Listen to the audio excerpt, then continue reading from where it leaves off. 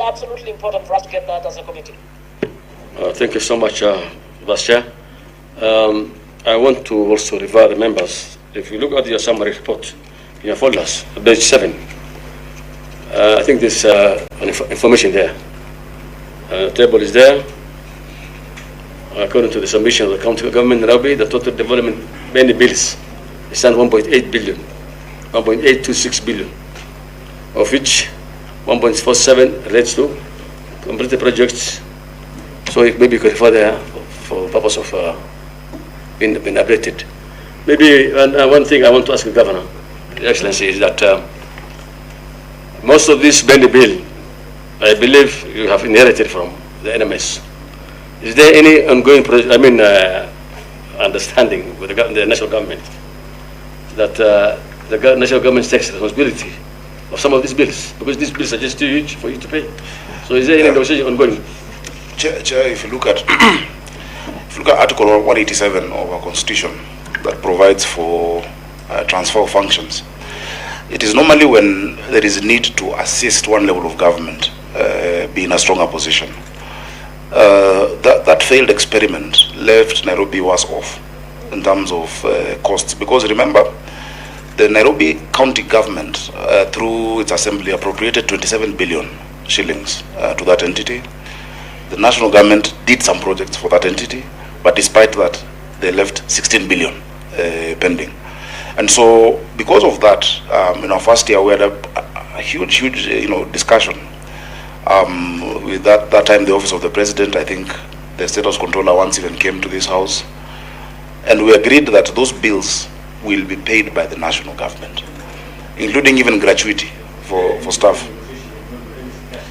So what we have seen them doing, because they did the final handover report to us, that was done. We have seen them year on year appropriating some money through the National Assembly to settle those bills. So the pace is not quick, and that delays handing over. And even when I said we have no stalled projects, if you look at what I've listed, a lot of them are what had remained under NMS that is now being brought back to us, and then before my time.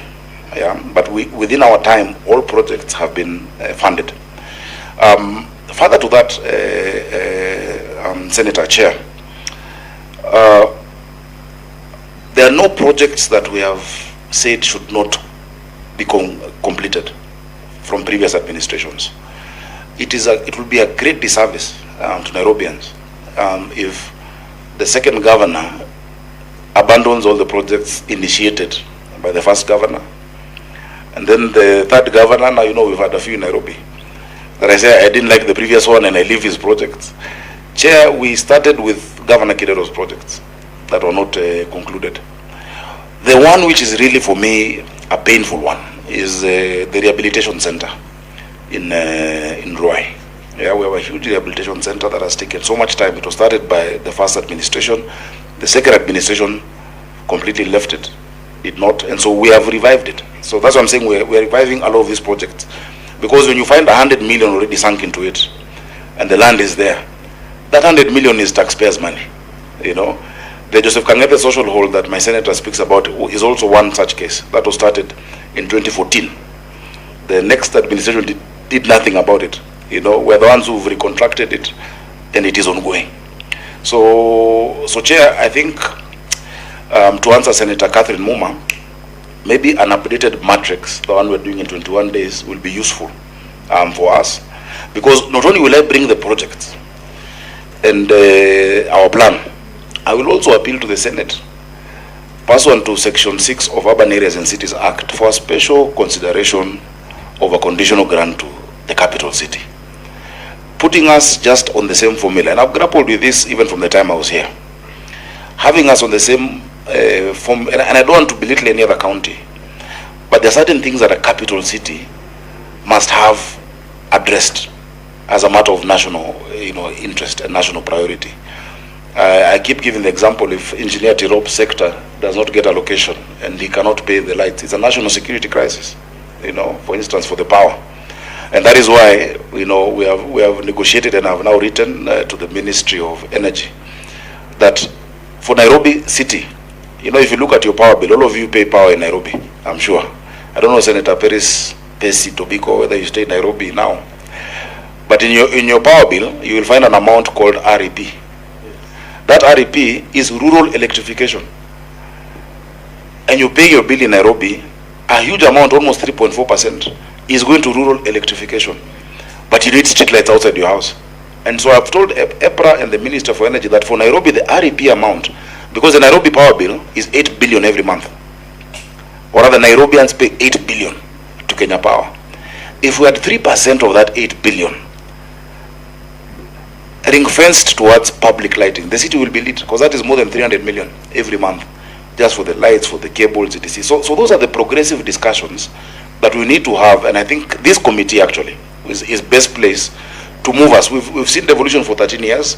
We've seen what has been attempted in the capital, including retransfer, but we can now be able to do a report and say, look, this is how, because Section 6 of Urban Areas and Cities Act has never been implemented. And it provides for a special arrangement between the capital as the hub, a regional hub. You know, yesterday I was at the airport receiving the Prime Minister of Malaysia, you know. I know there's not a governor who would go do that because he's coming to the capital. We're doing an MOU with his capital, you know, we've done one with LA. There's certain things that Nairobi needs, that formula of distribution, or rather of equitable share, cannot address for the capital. And that is our biggest challenge. So I'll bring those projects and we say, okay, this is my budget. I will lay it all out. This is what we need. How can you help us finance those needs, Chair? Thank you. Chair, there's a question that Senator Onyonka asked.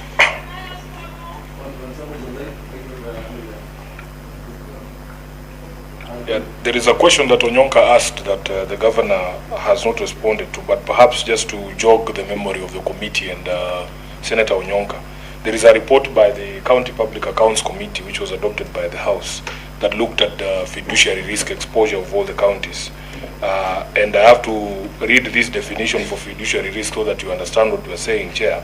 It's an assessment on the level of misapplication and misappropriation of resources. This relates to the likelihood that funds are not used for the intended purpose, do not achieve value for money, and are not properly accounted for. So the total risk for all the counties was 532.6 billion. That fits in that definition. And Nairobi was leading with 157 billion such amounts. Chair, the total value of stalled projects is 7.59 billion for the all of the counties. But out of that, Chair, you'll see, like for our 4 hospital projects alone, we are talking a total of about 1.36 billion Kenya shillings. So it's a serious issue, Governor, and I wish that we would focus on that before we start looking for governors of LA to come and sign agreements with us. We need to resolve our own issues here. We finish Joseph. We don't do that, Senator. But I agree with you. And I'd love to see the report Chair. on fiduciary risk. It will be important to look at it. If you can share, please. If you have the same number, I just forward to you right now. The number is this. I think you need to have conversation on that, the two of you, and maybe you can even advise the committee to help you on that. So, as you said, the condition grant is very important to offset for this city. Chair, Mashima Paris. Chair, I wanted to make a follow-up on the, on the point that the governor was trying to say that Nairobi should be looked at a bit differently from the other counties.